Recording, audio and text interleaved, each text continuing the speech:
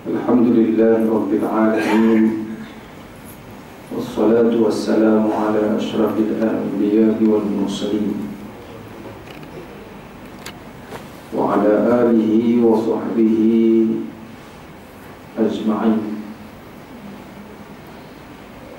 Wa ballagha risalah wa a'adda al-amanah wa nasaha al-ummah wa jahada fillahi haqqa jihadi. Salatullahi wa salamuhu alaihi wa alaihim ajma'in. Qala Allah subhanahu wa ta'ala fil Qur'anil Karim,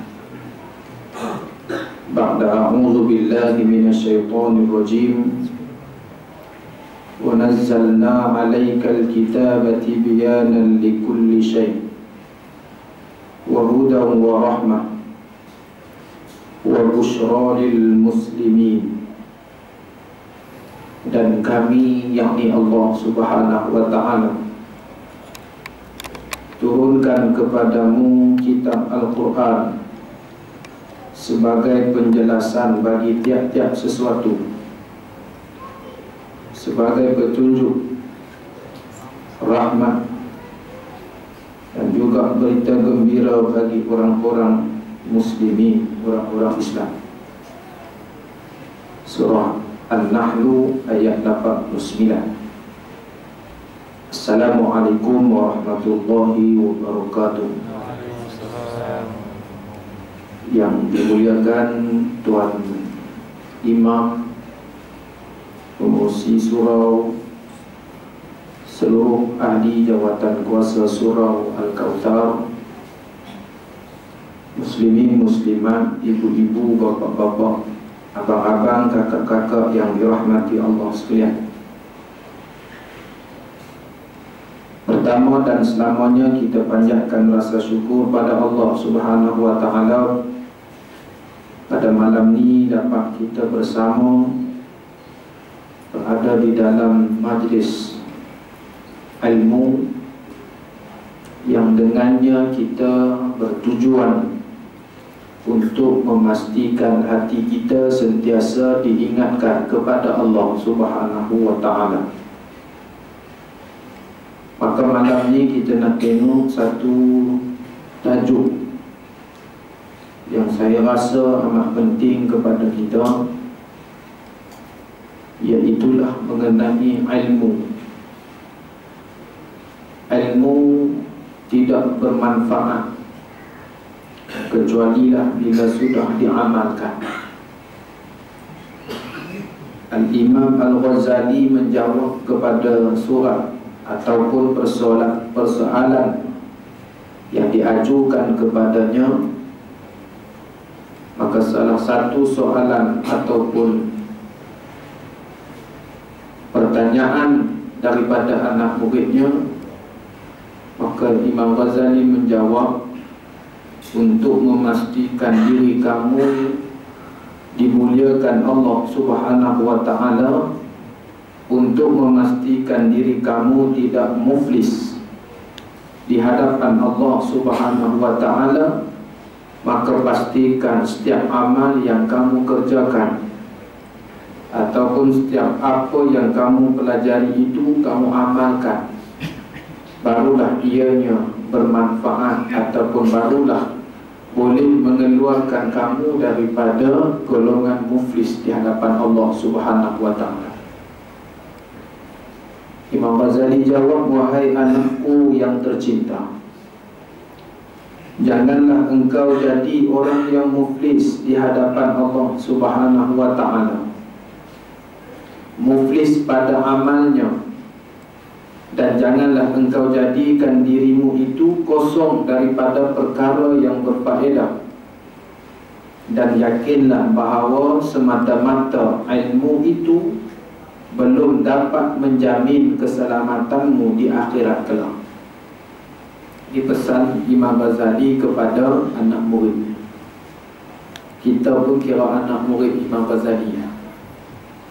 Imam Ghazali pesan kepada kita bahawa Sekira mana kita hanya mempelajari ilmu sahaja tanpa diamalkan, maka yang demikian itu tidak dapat menjamin kita keselamatan di akhirat kelak.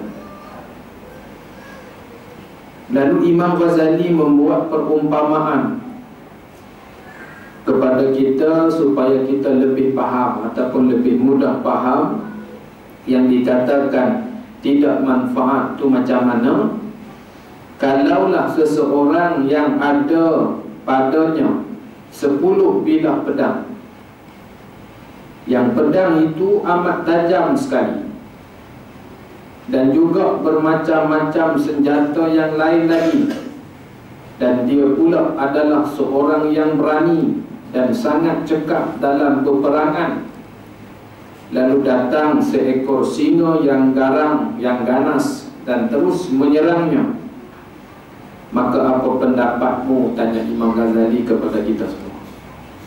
Ada pedang banyak, ada senjata yang banyak, berani saja, rimau terkap, tak guna. Jadi apa kita? Jadi laut, kan? Jadi laut keluri.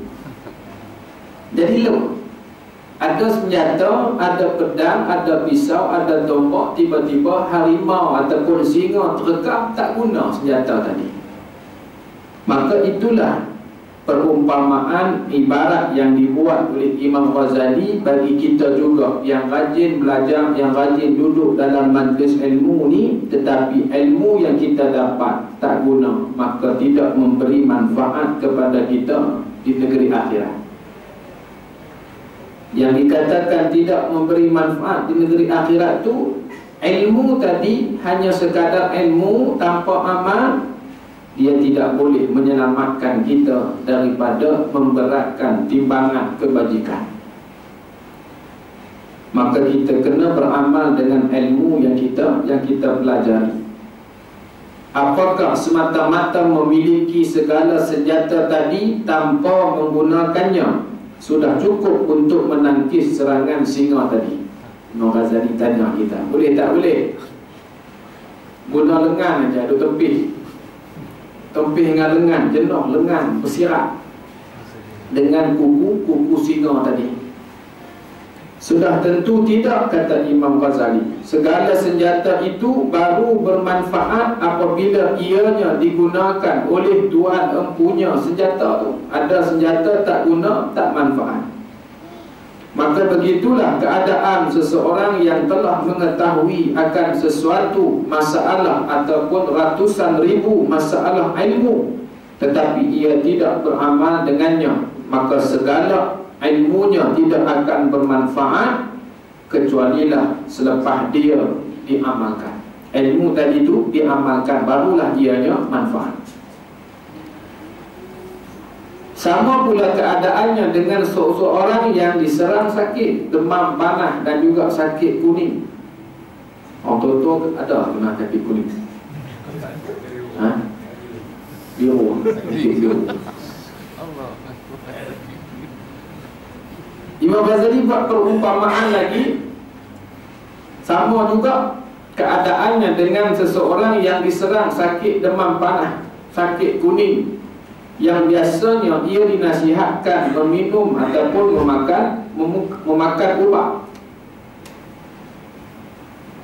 maka tidak akan hasil sembuhnya kecuali dengan meminum ubat tersebut. Kalau tak minum, nak lega tu boleh Allah bagi, tapi asbabnya dia ada benda yang menyembuhkan. Satu ungkapan syair ini dalam bahasa Parsi, Imam Ghazali terjemahkan kepada kita dan kita juga diterjemahkan pula ke dalam bahasa Melayu. Imam Ghazali masuk dalam ataupun terjemah ke dalam bahasa Arab, maka kita diterjemahkan dengan bahasa Melayu. Seandainya engkau menimbang 2000 kati ataupun 2000 arak, 2000 kilo arak, maka engkau tidak akan mabuk sehinggalah bila engkau meminumnya. Kalau sekat timbang saja mabuk. Duk timbang arak mabuk tak mabuk? Tak mabuk. Bila nak jadi mabuk? Mabuk bila minum baru mabuk. Begitulah perumpamaan yang Imam Ghazali buat kepada kita. Kadang-kadang kita ni pening juga, pandai terlebih. Bila dah sembuh sakit baru nak makan ubat, pun ada juga jenis tu. Sedangkan dia kena makan ubat dulu. Kena makan ubat baru nak jadi sembuh. Tidak, bagi tunggu sembuh dulu baru nak makan ubat. Itu terlebih pandai.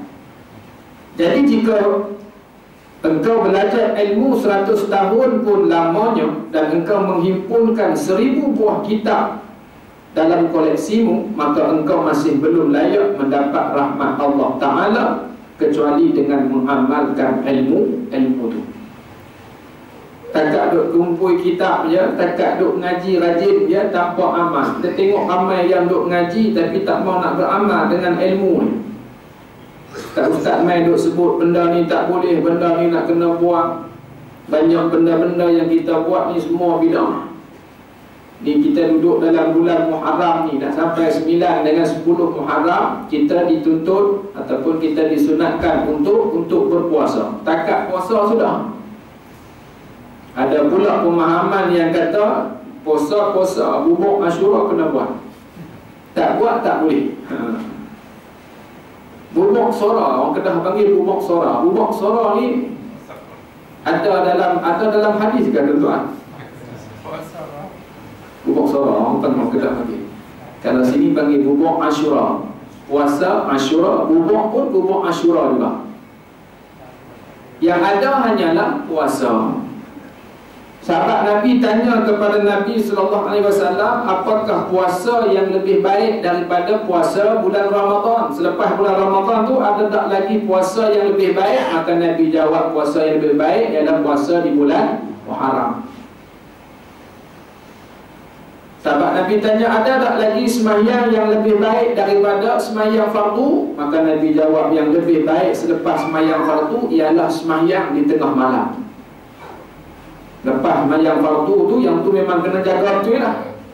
Yang lagi baik nak kena jaga selepas sembahyang fardu, apa dia sembahyang malam.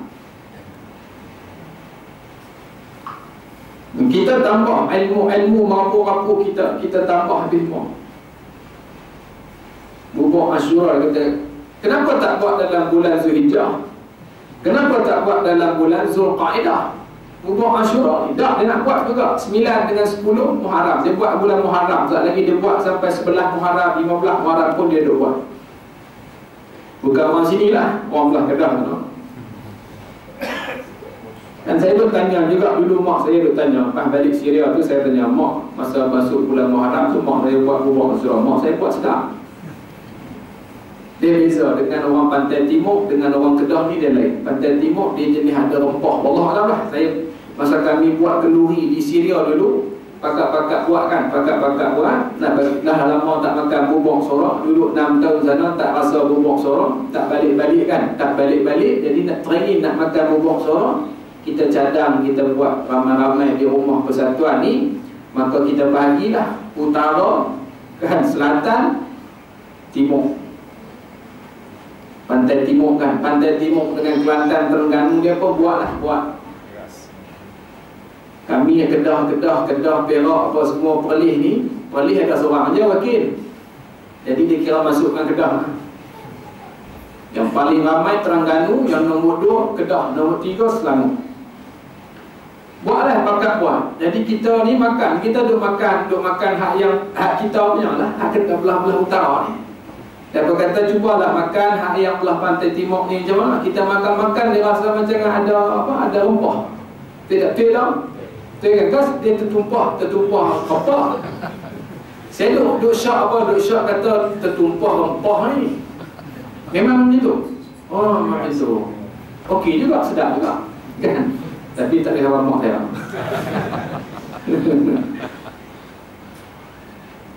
Tanya mak saya. Kalau buat bulan lain tak boleh mak? Tak tahu, mak dia kata tak tahu, dah orang buat bulan Muharram, kita buat. Tu tanya kata mak saya, kita duk cari hadis tak jumpa. Kalau jumpa tak apa mak nak buat ni. Kalau tak ada mak, jangan duk buat saja. Buat bulan lain sama. Takut dia jadi memberi kepahaman kepada anak-anak nanti. Kalau anak-anak yang tak mengaji nanti dia faham bahawa bubuk surah wajib buat bulan Muharram. Anak-anak yang kita hantar pergi mengaji sekolah agama tak apa tuan-tuan. Nanti dia mengaji, ustaz duk bagi tahu apa semua. Surah ni bukan wajib, sunat je, tak buat pun tak apa. Tak apalah, boleh faham. Tapi kalau anak-anak kita yang tak apa nak mengaji sekolah menengah ni, tak jumpa sangat hukum Asyura ni. Sunat puasa Asyura pun tak ada dimaklumkan. Saya kenal juga 2-3 orang budak-budak yang duk main semayang di masjid tu, sekolah menengah. Datuk Harun di sekolah tu duk main semayang tu, kadang-kadang kita pergi sembang juga. Tadi bulan Muharram ni Nabi suruh kita puasa nanti 9 dengan 10. Ada cikgu ustaz suruh, kita tak ada apa pun. Nah, tak ada dimaklumkan pun untuk puasa. Tak tahu pun lagi sehari nak puasa hari besar. Tapi itu kita kata, takut apa kita memberi gambaran kepada orang yang tidak mengetahui ini, bahawa sesungguhnya amalan tu, sedangkan amalan tu tak ada pun dalam amalan Nabi SAW dan juga para sahabat. Tiba-tiba ada di tanah Melayu ni buat bubuk Asyura. Maka bagi faham kepada orang yang tidak faham, nak buat bulan lain buat. Kita duk cari juga dalam bulan Ramadan kan, ada tak ada panggil bubuk Asyura? Tak ada. Oleh kadang-kadang tak tahulah di Seri Andalah ni ada. Training ada sekali satu hari tu training bubuk Asyura ada tak ada. Bubuk lambu banyak. Bubuk lambu jadi bulan puasa pula. Bulan lain nak cari bubuk, nak cari bulan lain payah. Kurma bulan puasa juga. Kita tu kan, orang Melayu kita kan, bulan kalau puasa kurma. Kalau tak puasa tak kurma. Habis bulan puasa, kurma tu sampai masuk apa orang hebat, masuk binatang hak kecil. Bubuk tu, bubuk penuh. Habis bulan puasa pakai puang je. Sedangkan Nabi makan hari-hari. Nabi makan hari-hari. Macam ayam Zam-Zam. Bila sakit baru minum, bila sakit baru minum. Sedangkan Nabi minum hari-hari, baru boleh baik. Kita tak ada, tunggu sakit tu baru nak minum. Bila minum tengok tak sembuh. Nak sembuh macam mana, hang pun tak yakin. Jadi tuan-tuan muslimin muslimat yang dirahmati Allah sekalian, gambaran yang perlu kita buat kepada generasi yang akan datang tu, kena gambaran yang baik, gambaran yang jelas kepada masyarakat, berserta dengan penerangan supaya masyarakat kita faham amalan-amalan yang ada di dalam Islam dengan amalan-amalan yang direka-reka masuk dalam amalan manusia sejagat. Dia ambil, dia kira hak ni daripada Islam, yang ni daripada Islam, yang ni daripada Islam. Allah Subhanahu wa taala berfirman di dalam surah An-Najm ayat 39. A'udzu billahi minasyaitonir rajim wa allaysa lil insani illa ma sa'a. Dan sesungguhnya manusia itu tidak akan mendapat sesuatu kecualilah ia melakukannya ataupun dia mengusahakannya. Tak dapat kalau tak usaha. Siapa buat dia dapat, siapa duduk saja boleh sakit. Jadi nak dapat pahala banyak, kena buat baik banyak. Kalau nak pahala sikit, tak payah buat apa, tengok je. Maka untuk kita selamat di negeri akhirat nanti, cari ilmu banyak, kerana banyak ilmu ada dalam diri kita ni, itu pun membawa kepada pahala. Tetapi dia mesti disusuli dengan amalan. Ada ilmu banyak tak beramal, tadi nak dapat pahala dah, tengok Allah tengok tak beramal, Allah tak bagi pahala. Di atas ilmu saja ada, tak bagi pahala juga. Maknanya pahala tadi mestilah diamalkan.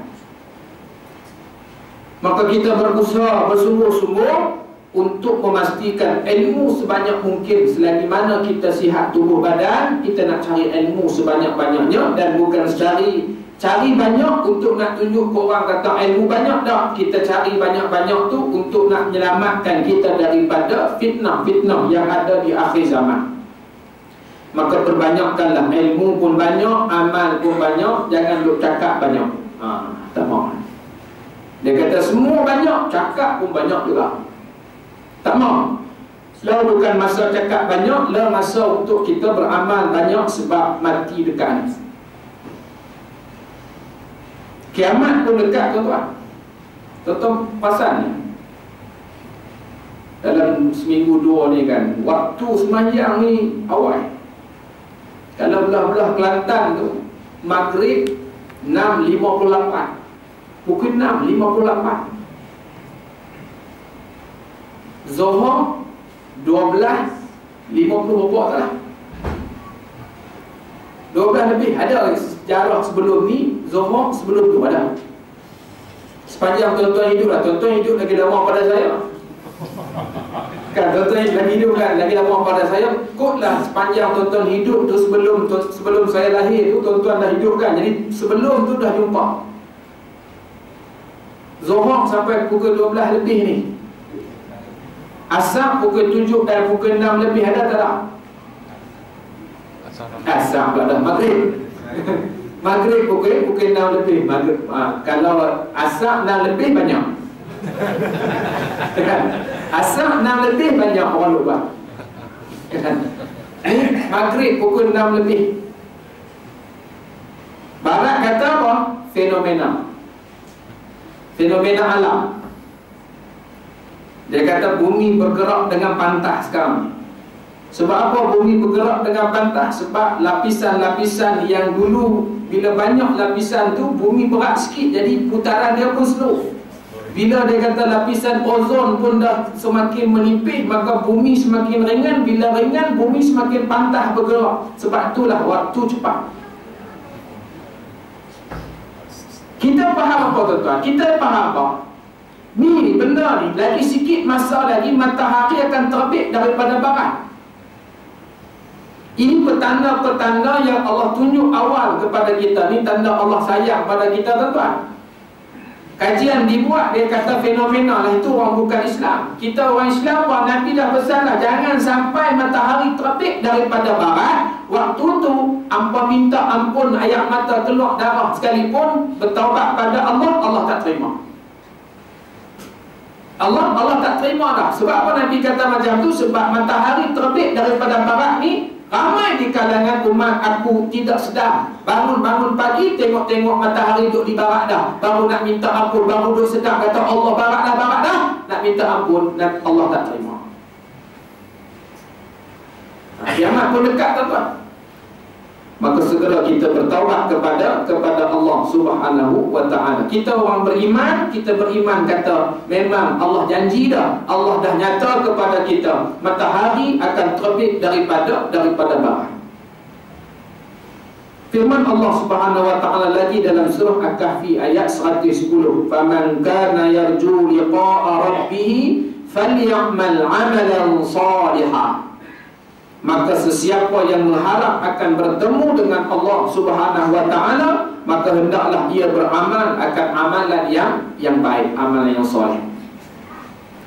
Kalau siapa tak mau jumpa Allah, tak payah buat apa pun tak apa.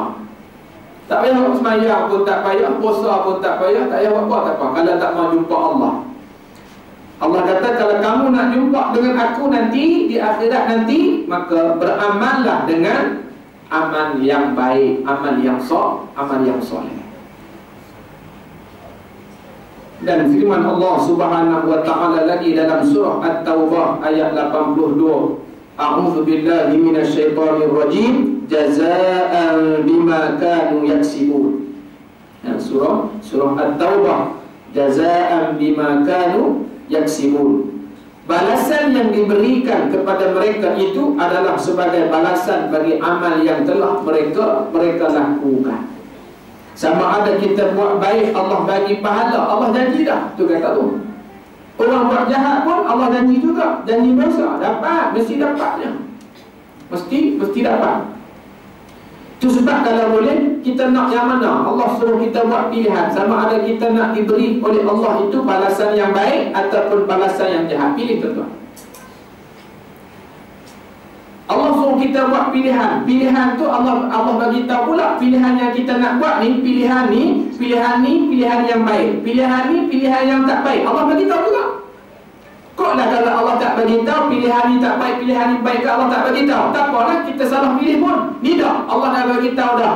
Ini pilihan yang baik, ini pilihan yang jahat. Kamu buat baik, di akhirat kelak kamu akan dapat melihat aku, kata Allah. Maknanya amalan yang baik itu membantu kita dalam melihat nikmat yang amat besar, iaitulah melihat wajhullah, melihat Allah. Itu amalan yang baik itu. Firman Allah Subhanahu wa taala lagi di dalam surah Al-Kahfi ayat 107 dan 108. A'udzu billahi minasyaitonir rajim. Innal ladzina amanu wa 'amilus solihati kanat lahum jannatul firdausi nuzula khalidina fiha la yabghuna 'anha hiwala. Sesungguhnya orang-orang yang beriman dan beramal saleh adalah surga Jannatul Firdaus itu sebagai tempat tinggal mereka. Allah bagi tahu. Yang buat baik ni Allah bagi syurga, yang buat jahat Allah bagi neraka. Pilihan yang Allah suruh kita pilih tu Allah bagi tahu juga. Pilihan mana yang elok, mana pilihan yang tak elok, Allah bagi tahu. Maknanya bukan sesuka-suka kita nak pilih, tuan-tuan. Bukan suka-suka kita nak pilih. Lepas tu dalam kita buat pilihan dalam kita melakukan apa yang kita pilih tu, Allah akan perintah juga untuk ikhlas. Untuk ikhlas. Buat apa pun kena ikhlas. Mesti bersandarkan kepada ianya memberi keuntungan di negeri akhirat. Itu keikhlasan dia kena sandarkan juga. Banyak orang kata aku ikhlas sungguh. Kan duk zikir di mulut ni ikhlas. Bila tak bagi jawab apa jawatan surau tak main. Dia duk cerita ke orang, kata orang penanya pula. Itu kan hang kata ikhlas.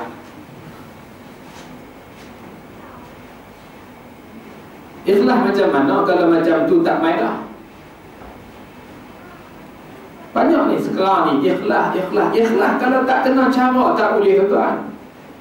Keikhlasan tu mesti ada cara ataupun mesti kena dengan caranya. Tak boleh dengan cara kita sendiri, cara yang tersendiri tak boleh. Dia mesti mengikut cara-cara. Nak buat baik pun dia kena ada cara. Untuk merealisasikan matlamat kita, tak boleh kita buat sesuka hati. Dia ada caranya dan dia ada garis panduan yang telah diberikan Allah Subhanahu wa taala. Maka orang-orang yang beriman dan beramal soleh, kata Allah, bagi mereka adalah surga Jannatul Firdaus sebagai tempat tinggal mereka. Khalidina fiha, mereka kekal di dalamnya. Dan mereka sudah tidak mahu lagi mencari yang lain daripadanya sebagai ganti. Bila masuk dalam syurga, tuan-tuan, nak pergi mana lagi? Di situ yang paling nikmat, nak pergi neraka pula. Tak mau, siapa nak pergi? Melainkan kalau kita ni ditakdirkan Allah masuk dalam neraka, hak tu kita nak cari yang lebih elok daripada tu. Tapi kalau dah pergi duduk di tempat yang elok, nak pergi cari lagi tempat mana lagi? Neraka. Maka mereka tak maulah pergi tempat lain, nak duduk situ lah. Ini balasan ganjaran yang Allah berikan kepada mereka yang beriman kepada Allah Subhanahu wa taala. Beriman yang pada wa amilus solihat, beramal dengan amalan yang baik. Semua baik. Dia tak ada campurnya, dia tak ada campur baik jahat pun buat juga. Semayang, ngumpat juga. Semayang, mengadu domba pun mengadu domba juga. Sedangkan ianya dilarang, dia pergi ni. Tadi kan aku minum dengan ni si bulan ni. Dia katakan, kan? Dia katakan kepala botak, perut boroi. Dia kata contoh ni cerita aja, tuan.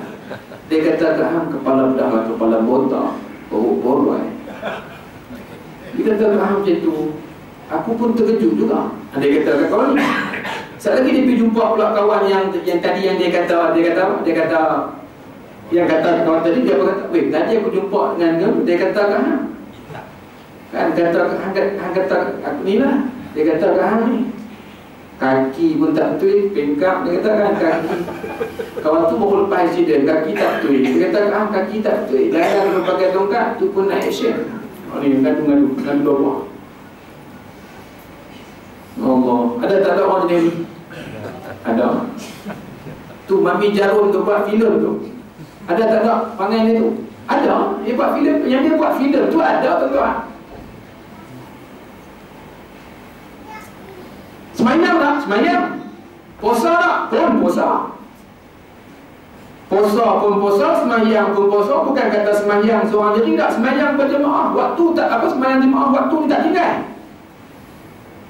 Tapi duk ngadu domba, duk ngata orang pun tak tinggal juga. Ni macam ni tidak termasuk dalam yang dikatakan ataupun yang disebut oleh Allah wa amilus solihat. Dia tak termasuk. Walaupun semayang, dia tak termasuk. Jadi orang yang dimaksudkan Allah ni, amanu tadi ni, orang yang beriman, wa amilus solihat ni, mereka hanya melakukan perkara-perkara yang baik. Yang tidak baik mereka tinggalkan. Mereka tinggalkan. Maka layaklah. Layak tak layak mereka dapat syurga? Layak. Bukan senang nak jaga diri bagi jadi diri ni diri yang beramal, hanya sahaja beramal soleh. Bukan senang tuan-tuan nak jaga diri ni dengan dunia keadaan sekarang ni. Bukan senang nak jaga. Keluar-keluar pergi jahat tu ada. Tengok perempuan menedahkan orang. Jahat ke baik? Jahat. Siapa jahat? Kita lah jahat. Tengok. Habis orang yang buat yang dedah orang jahat lah Ustaz. Jahat juga. Dia 2 kali jahat, kita pun kena jahat juga. Jahat juga. Jadi macam mana Ustaz? Pakai spek mata hitam. Lagi spek mata hitam, lagi hang seronok tengok. Orang tak nampak mata kan, tu lagi seronok tengok. Jadi nak jaga macam mana? Kita terpaksa juga nak pergi kerja. Jadi tu kita duduk pesan tu dalam TV pun, kalau duduk sakan ni atau duduk sungguh-sungguh pesan okey juga. Ni dalam TV pun satu punya tak, kita pun malah nak kata ya Allah malah. Sungguh-sungguh dalam memastikan masyarakat kita ni dia punya melakukan kejahatan itu berkurangan, ataupun kalau boleh tak ada langsung lagi bagus. Kerana ia melibatkan kita, menyebabkan kita menjadi manusia yang jahat kepada Allah. Firman Allah Subhanahu wa taala dalam surah Al-Furqan ayat 70, A'udzu billahi minasyaitonir rajim, illa man taba wa amana wa 'amila 'amalan shalihan.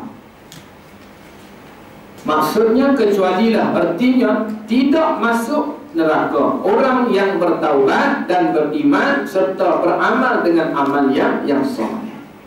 Dalam kita terpaksa buat jahat hari ni, tengok benda-benda yang memang tak boleh dia lah, maka kita segera bertaubat kepada Allah Subhanahu wa taala. Pak tengok, astagfirullahalazim, kita katakan astagfirullah. Ada juga astagfirullah, tengok juga kan macam-macam lah. Ada juga jenis astagfirullahalazim awak, dia nak ulah pula. Ada juga yang jenis nak ulah. Ni hamba tengok anak muda lah kan. Anak-anak Islam sekarang tengok dia nak ulah. Mana boleh ulah kalau hang tak tengok? Bila hang tengok tu hang pandai nak ulah. Hang tengok pakai baju ketat, seluar pun nampak punggung. Nampak tak? Nampak tak tu? Kalau setakat astagfirullahalazim terus melarikan pandangan, itu dia nak ulah. Jangan nampak dah ternampak tadi tak apa. Tapi sampai boleh buat ulasan pula tu, itu bukan ternampak, itu menampakkan. Tuan-tuan, kita nak, bukan senang kita kata, bukan senang nak jaga diri bagi jadi baik ni, bukan senang tuan-tuan, bukan senang. Maka kalaulah kita ni boleh jadi baik, kita boleh mentaati apa saja yang Allah perintahkan, yang Allah larang kita tinggal, layak tak layak dapat Jannatul Firdaus? Layaklah, layak bagi mereka yang orangnya ataupun batang tubuh yang menjadi baik, layaklah. Sebab bukan senang. Nak jaga diri itu bukan senang. Nak jadikan diri kita ni istiqamah dalam sembahyang berjamaah bukan senang, tuan-tuan. Macam-macam buat. Macam-macam buat. Aku bila orang lantik jadi AJK ni setuju. Sebab apa? Bukanlah nak jawatan. Sebab kalau jadi AJK, rajin sikit pergi surau. Rajin pergi surau. Tapi kalau tak pergi, dia kata AJK apa tak pergi ni. Walaupun pada peringkat awalnya macam tu keadaannya, tapi lama-lama ataupun atas sebab apa, kita yang asbab yang lebih besar, kita nak letak diri kita ni rajin pergi sembahyang berjamaah pun okey. Okey. Ada juga orang yang bila dilantik menjadi AJK, seronok dipuji orang. Pergi ke surau, ni AJK surau ni, kan? Nak jawatan ataupun nak nama disebut-sebut pun ada juga. Macam-macam jenis, tuan-tuan. Kita duduk di mana? Tu kita nak kata, kita nak letak diri kita pada orang ataupun pada golongan yang baik ni bukan senang, tuan-tuan. Sebab banyak dalam nak buat baik tu, banyak golongan yang mengaku nak buat baik, nak jadi baik dan baik, tetapi tak semuanya digolongkan Allah dalam golongan orang yang baik. Ikhlas tadi ni, ikhlas. Dalam satu hadis Nabi SAW yang diriwayatkan oleh Zaid bin Sabit tentang keikhlasan ni, amalan. Kita tengok amalan. Zaid bin Sabit satu hari dia mendengar Nabi SAW, sami'tu Rasulullah SAW, man kanatid dunya hamma faraqallahu alaihi amrah wa ja'ala faqrahu baina 'ainayhi wa lam ya'tihi min ad-dunya illa ma kataba wa man kanat akhiratu niyyatan jam'allahu lahu amrah wa ja'ala ghinahu fi qalbihi wa atathu ad-dunya wa hiya raghimah. Zaid bin Sabit dia mendengar Nabi SAW bersabda, barang siapa yang cita-citanya dunia tu celek-celek mata, kira dunia, kanatid dunya hammah, dalam hati dia ni hanya ada dunia. Buat apa pun untung dunia, buat apa pun untung dunia. Jadi AJK surau pun untung dia, nama dikenali. Maka kalau pergi makan pun dia berhidang kambing golek, kambing dalam perut pun nasi, kan? Mesti adalah ni dia ada nasi perut kambing, kan? Mengimak. Nama dia tu kena tanya lah, kan? Tapi yang saya faham, dalam kambing tu ada nasi, kan? Dalam kambing kan ada nasi tu, Jadi kalau hak biasa-biasa ni tak, mereka tak hidang kambing, kan? Macam dengan itulah, mereka jamu ustaz-ustaz macam dengan kita duk ikut, kan? Bila syekh main ni, kita kenal ustaz. Bila ustaz lain main, ustaz ni pun ajak kita pergi makan. Kali dapat makan kambing nasi tu dalam perut tadi ni. Orang lain boleh makan tak boleh makan. Jadi untung tak? Untung mana? Untung dunia. Sedangkan jawatan tadi tu kita nak buat sebab apa? Kita pegang tu kerana kita nak membantu masyarakat lain, kita nak mengimarahkan surau. Tak apalah, kerana bagi untung akhirat. Ni tak bagi untung dunia saja. Tu yang kata man kanatid dunya hamma, barang siapa yang cita-citanya hanya dunia saja, celek-celek mata dunia. Daripada celek mata sampai nak tidur balik, dalam hati dia ni hanya dunia. Hanya keuntungan dunia saja, hanya ingat dunia. Dunia tu sebagai important. Kata important kan bahasa Jawa ni. Dunia ni satu benda yang sangat penting bagi dia. Allah akan faraqallahu alaihi amrah. Allah akan porak-perandakan urusan dia. Allah akan porak-perandakan urusan dia. Allah akan menyulitkan urusan dia. Kita buat kerana keuntungan dunia, faraqallahu alaihi amrah. Allah akan porak-perandakan urusannya. Wa ja'ala faqrahu baina 'ainayhi, Bahkan Allah akan jadikan pada matanya, pada dua matanya kefakiran. Apa maksud kefakiran? Faqra. Apa maksud kefakiran? Allah letakkan pada matanya tu, tengok apa pun serba tak cukup. Tengok yang ni teringin, tengok yang ni teringin, tengok yang tu teringin. Bini dah seorang tengok, seorang lagi nak nikah lagi. Itulah contoh.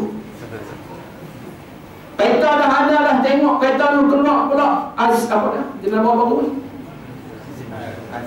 Asia. Pun teringin pula, satu lagi kena pula yang tu teringin juga, tengok. Ni tuan-tuan ingat, kalau kita pun ada jenis tu, ni tanda dua mata kita Allah bagi tu, so kita tengok serba seronok semua, seronok nak ke dunia belakang. Wa ja'ala faqrahu baina 'ainai. Allah bagi kepada dua mata kita tu, tengok semua seronok syokna. Wa lam ya'tihi minad dunya illa ma katabalah. Allah akan bagi padanya bahagian yang tercatat sahaja, tidak ada yang lebih yang Allah bagi kepada dia. Dia dapat apa yang telah tersirat, yang Allah tulis sebelum kejadiannya. Allah telah tulis dah, ini rezeki kita setiap seorang ni, Allah dah bagi dah rezeki. Sebelum kita dilahirkan tu, kita dah diberikan dah, ni banyak ni rezeki hang, nanti hang hidup banyak ni rezeki hang. Lepas tu ada ekstra tambahan dengan kita menginfakkan, kita banyak bersedekah, kita banyak buat jariah, Allah tambah dengan rezeki, dengan tu. Itu dia ada ekstra kepada kita. Maka orang yang beriman ni, orang yang percaya dengan banyak bersedekah ni, dia ada ekstra rezeki daripada Allah dengan kita, dengan dia mentaati apa yang Allah perintahkan. Tapi bagi mereka ni yang dikatakan walam ya'tihi minad dunya illa ma katabalah, dia hanya akan dapat apa yang ditakdirkan Allah. Masa Allah tulis catat yang dia akan dapat, banyak tu je yang dia tak dapat. Wa man kanat akhiratu niyyata. Barang siapa yang dalam hatinya, niat dia semuanya untuk akhirat, untuk semua kita buat ni untuk berjaya di akhirat, jam'allahu lahu amra. Allah akan jadikan padanya urusannya beres. Beres, selesai, mudah. Allah permudahkan urusan. Contoh tu kadang-kadang kan kita nampak orang lain punya urusan payah, kita ni senang je tuan-tuan. Kan? Itu tanda kita diberikan kemudahan oleh Allah. Kadang-kadang orang diberikan Allah nak dibuat haji ni payah pula, pipi sana demam tu kan payah lah. Nak bangkit, nak tawaf pun tak boleh. Adalah di mana tak mahu cerita lah kan, di mana tak dia tuan-tuan ni kata orang kan, kita kata ada main duk cerita kat kita ni, ustaz macam mana ni, mak saya telefon ayah saya ni tak boleh bangkit, tak boleh bangun, duduk di sana tak boleh buat apa, tak kena saya. Kita kenal ayah dia tu, duduk di sini pun masjid pun tak pergi. Tak, kita kata juga. Saya cerita kat tuan-tuan lah, siapa dia tak tahu lah tuan-tuan kan. Tuan-tuan tak tahu siapa kan, saya tahu lah siapa dia. Tapi kita nak kata apa, kita boleh nampak tak apa yang Nabi sebut tu. Sebelum kita pergi pun, kita jarang pergi ke rumah Allah. Sampai sana Allah tak izinkan tuan-tuan. Allah tak izinkan. Macam kita malas baca Quran tuan-tuan, masa kita sihat, masa kita elok ni, kita malas baca Quran. Nanti masa kita terlantak sakit lah, kalau kita nazak ni, nak mati ni, orang tak main tengok dia tak baca Quran, itu tanda Allah tak bagi orang baca kat kita. Allah tak buka hati orang. Kita jangan marah orang. Apa tu imam main Quran tak baca, jangan marah tu imam. Sebab Allah tak buka hati tu imam suruh baca. Sebab apa? Dulu masa orang sihat, orang tak akan baca. Masa orang sakit nak minta orang lain baca pula, marah pula. Itu tanda tuan-tuan. Jadi kalau kita nak lah nanti masa kita sakit apa orang main baca Quran, ataupun bila kita dah mati sebelum kita dikebumikan, sebelum dikebumikan tu ada masa lagi kan orang duk main tengok tu, maka orang ambil dah surat Yasin baca kat kita, bacalah apa pun kulhu kat Al-Fatihah. Ada juga orang baca. Alhamdulillah tuan-tuan. Kalau lah orang main tengok Mati dah no, alhamdulillah. Kalau orang kata alhamdulillah tu mati dah no. Hanglah kepala baik, tuan. Tak risau. Itu kita tak mau. Masa hidup ni kita nak kita baca Quran, nanti masa kita mati pun ada orang nak baca Quran kat kita. Balasan tu Allah boleh tunjuk. Tak kena kat kita, tak apalah. Tak kena depan mata kita, kita tak nampak, tuan-tuan. Bila kena depan mata kita, kita boleh tengok. Yang Nabi kata ni betul ya. Allah memang tak izin orang main. Tak ada orang nak main tengok pun ada. Tak ada orang nak main tengok pun ada. Siap main tanya hari ni, bila nak tanam, nak suruh cepat tanam lagi dah. Duk simpan nampak lama-lama sangat kan. Lepas kata cepat sikit tanam, duk tunggu sampai lagi tanam buang lah. Bukan tanam buang, tanam masuklah.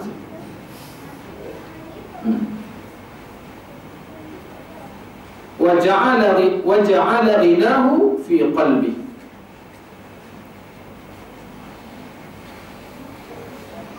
Bahkan Allah jadikan dia kaya jiwa. Ghinahu fi qalbi. Hati dia tu kaya. Tuan-tuan, kita kalau dapat kawan-kawan yang kaya jiwa ni, hidup kita senang, tuan-tuan. Tak payah kawan-kawan kita ni bagi duit kat kita pun, tuan-tuan. Tapi kalau kita dapat kawan yang kaya jiwa ni, senang kita, senang. Senang. Kalau dapat anak yang kaya jiwa pun, tuan-tuan, seronok kita, seronok. Kita cakap dia dengar, kita suruh dia boleh buat, kita bagi arahan dia boleh patuh. Ini cantik. Tapi kalau anak kita cakap dia balas balik, kita arah dia melantun balik, ni sakit atau sakit. Jiwa dia tak kaya. Maka yang kaya itu bukanlah kaya harta. Laisal ghina ghinal mal. Bukanlah kaya itu kaya harta. Walakinnal ghina ghinan nafs. Akan tetapi yang dikatakan kaya itu adalah kaya jiwa, bukan kaya harta. Habis buat apa nak pulun cari harta dah? Bukan dikatakan kaya juga. Carilah ni macam mana nak mengayakan jiwa kita. Ni dia. Nak kaya jiwa ni, tuan-tuan, ni. Jiwa kita akan kaya dengan kita duduk cari malam ni. Mana lagi zikir, mana lagi ceramah, kuliah, forum tu semua. Itulah yang membuatkan jiwa kita jadi kaya. Ni tak serabut perut. Semak perut tak, semak perut. Rumah kita semua pun sakit mata. Kalau semak perut, tuan-tuan, macam mana? Semak perut ni bukan boleh buat-buat, tuan-tuan. Bukan boleh buat-buat. Bila Allah bagi semaknya perut kita, semak dada kita, Allah, tuan-tuan, nak buat apa pun tak boleh. Saat lagi alung duk telefon ke hutang alung, nak tunjuk ke orang rumah besar kan, pasang tiang punya besar, punya tinggi tiang. Bukan di sinilah, di tempat lain ni. Padahal pinjam lah. Lepas tu bila nak bayar balik, alung duk telefon. Saat lagi anak pula telefon nak bayar yuran. Saat lagi kawan tu pula kereta pula, bank telefon nak. Semua berserabut, tuan-tuan. Allah tak mudahkan urusan. Allah tidak mudahkan urusan. Berbanding dengan kawan seorang lagi, hutang ada tak? Hutang ada. Kereta pun dia hutang, motor pun ada hutang lagi. Tapi dia tak serabut, tenang je. Sampai bulan boleh cukup bayar. Kawan ni kita dengar gaji sampai berbelah-belah ribu, tapi tak cukup. Tak cukup. Gaji belah ribu, kawan ni gaji 5,000 ya cukup. Gaji 14,000 tak cukup sebulan. Tak cukup. Bagi orang tak cukup. Ada tak cukup. 30,000 pun tak cukup. Kita hak gaji 1,000 kadang-kadang. Gaji 1,000 kadang-kadang. Masa raya dapat 1,000. Tak raya dapatlah 700, dapatlah 600. Mak Tafiz sendiri. Mak bapak bayar yuran, dapatlah gaji. Mak bapak tak bayar yuran, tangguh bulan depan. Itu kata kadang-kadang gaji dah 1,000, kita kata ya Allah, gaji 5,000. 5,000 pun kita heran. Kita tak rasa gaji banyak-banyak tu. Ngaji tak pandai. Nak gaji banyak macam mana? Kita kata gaji kita 1,000 kadang-kadang ni pun cukup tentang kereta sampai 2. Kereta sampai 2 juga. Tapi cukuplah, alhamdulillah. Alhamdulillah. Allah tak bagi keserabutan tu. Semua perut tadi tu. Bahkan Allah jadikan dia kaya jiwa, qanaah, berpada-pada. Qanaah seperti mana yang disarankan oleh Presiden, kan, ataupun Perdana Menteri. Kita kena tanamkan sifat qanaah. Sedap dari apa kita disuruh kita qanaah. Bila yang dia pun berpuluh ribu, qanaah, kan? Tapi inilah